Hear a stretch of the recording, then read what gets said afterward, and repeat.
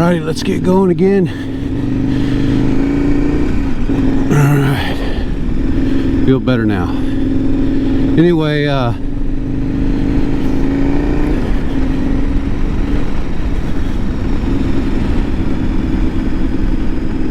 just hope that I can get a good price for this bike, because like I said, I put a lot of stuff on it, you know, so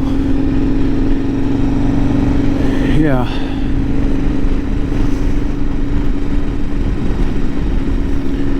Just a bad time right now to sell a bike too, because the winter time's coming, so you're not going to get top dollar. The best thing to do is sell it come, you know, springtime into spring, you know, when people are starting to get out and ride. Okay, now we're to the Wildcat now. Going back to Ferndale, California.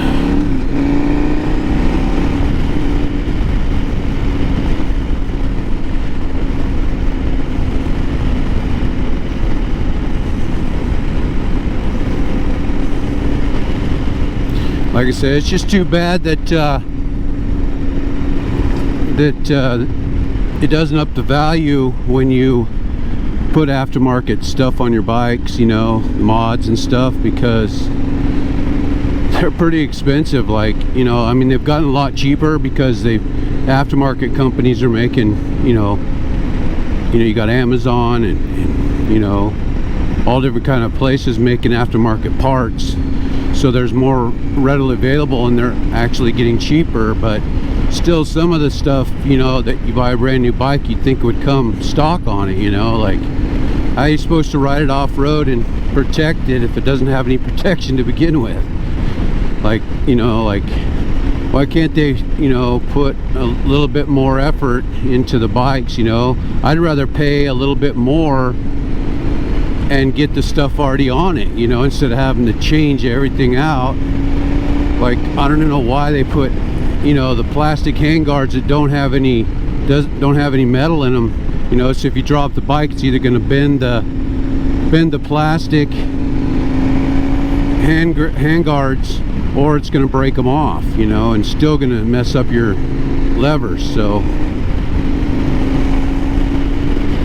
and putting you know, plastic you know, bash plates, or, you know, skid plates on the bottom, you know, might as well not even put anything, you know, as far as I'm concerned. I'll just leave it open. But yeah, maybe someday they'll change that, but I doubt it. They're always trying to keep the price down so people can afford them. But if you can afford some of these bikes, especially like the KTMs and BMWs, you know, you're willing to pay a little bit more to have some safety stuff put on them, you know, to come with them out from the factory, you know. I mean, all the electronics, you know, that come on this bike, I've gone into off-road mode going to work a few times, you know, and they're just, all it really does is takes the traction control or anti-lock brakes off your rear tire, you know, and basically that's about the extent of it, you know. Like, there's so many different modes. Like on this bike, there's sport mode, there's off-road, there's rain, you know, and just a lot of wasted electronics, if you ask me. I mean, look at the Tenere 700, it doesn't have any of that. It just has ABS on and off, which is fine. I mean, I haven't had any issues, you know, with ABS or without ABS. You know, it's just all how you ride, you know.